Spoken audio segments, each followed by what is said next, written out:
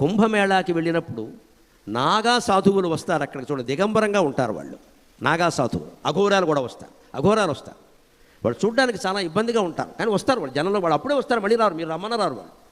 అఘోర విధానం చాలా గొప్పది. అది మనకు అర్థం కాదు, కానీ చాలా గొప్ప. వాళ్ళు మహత్తరమైన శక్తి సంపన్నులు, కానీ వాళ్ళ దగ్గరికి వెళ్ళకండి, ఒక్కోసారి తిక్కగా ఉంటారు మనుషులు. ఇది విపరీతమైన తపస్సు అది. పైగా హిమాలయాల్లో భయంకరమైన చలిని తట్టుకుంటారు. ఎలా తట్టుకుంటారో తెలుసా?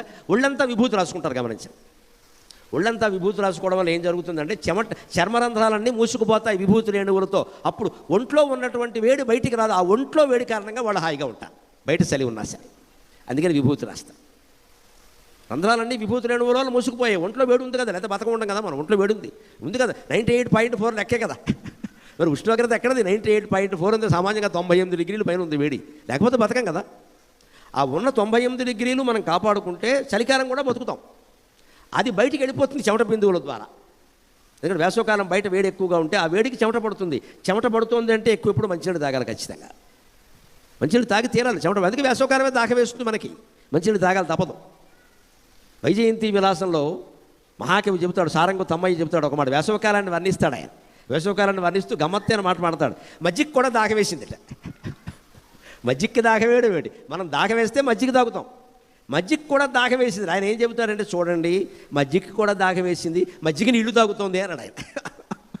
మరి వేసవకాలం ఒట్టు మజ్జిగ ఎవరు నీళ్లు కలిపిన మజ్జిగ ఇస్తారు. మజ్జిగ అన్ని నీళ్ళు ఎందుకు తాగుతుందంటే, బహుశా దాహాన్ని తీర్చే మజ్జిగ కూడా దాగవేసి ఉంటుంది అన్నాడు. మహాకవి వాక్కు అంత గొప్పదండి, ఎంత చమత్కారం. వైజయంతి విలాసం అంటే విప్రనారాయణ చరిత్ర, అందులో వర్ణిస్తాడు. వేసవకాలాన్ని వర్ణిస్తూ అందరి దప్పిక తీర్చే తక్రానికి దప్పిక ఎక్కువై నీళ్లు తాగుతుంది అంటాడు ఆయన. మరి మజ్జిగలో నీళ్లు పోసేస్తారు కదా.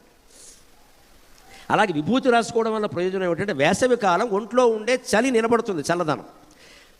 చలికాలం ఒంట్లో ఉండే వేడి నిలబడుతుంది. మొత్తం మీద ఒంట్లో వేడి బయటికి వెళ్లకుండా ఉంటే, ఒంట్లో ఉండే చల్లదనం కూడా బయటికి వెళ్లకుండా ఉంటే ఎప్పుడు బతికే ఉంటాం.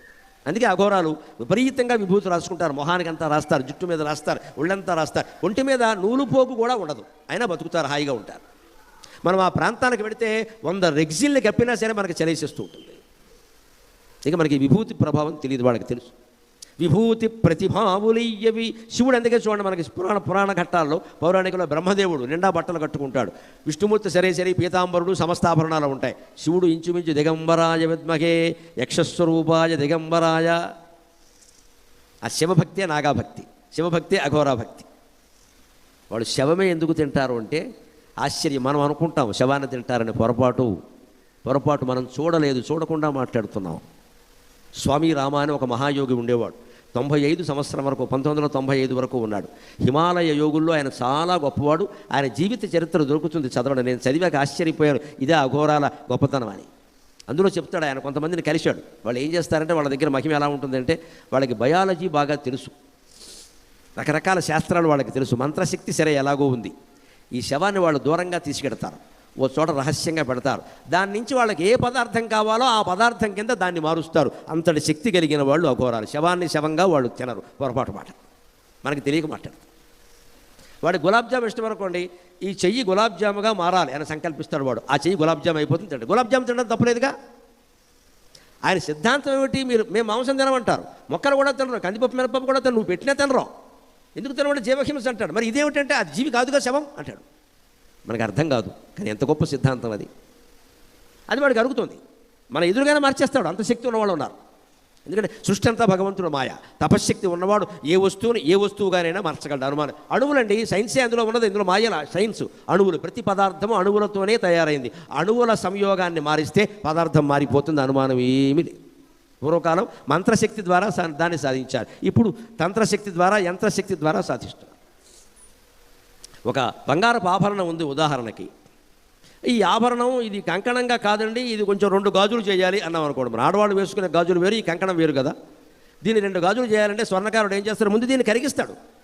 ఇలా ఉండగా గాజులు అవ్వదు, కరిగిస్తాడు. కరిగించినప్పుడు ఏమైంది? ముడి బంగారం అయింది. ఆ ముడి బంగారాన్ని మళ్ళీ 2 గాజులుగా మారుస్తాడు. అంటే దాంట్లో ఉండే బంగారపు అణువుల్ని మార్చాడు. మారిస్తే కంకణం 2 గాజులు అయిందా లేదా?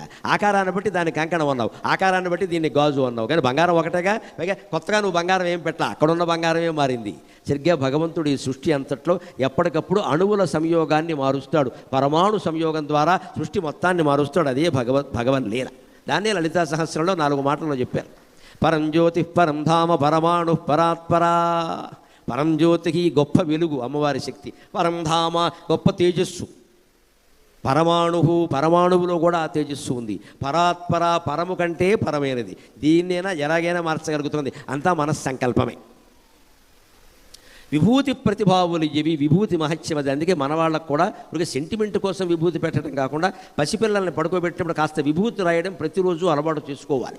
శివాలయంలో దొరుకుతుంది, హాయిగా అలవాటు చేయాలి. చర్మరోగాలు రావు, చెమట పట్టినా బాగుంటుంది, వేడైనా బాగుంటుంది, చలైనా బాగుంటుంది, దేన్నైనా తట్టుకుంటారు వాళ్ళు. చిరాయుర్భాగ్యముల్ నించుతన్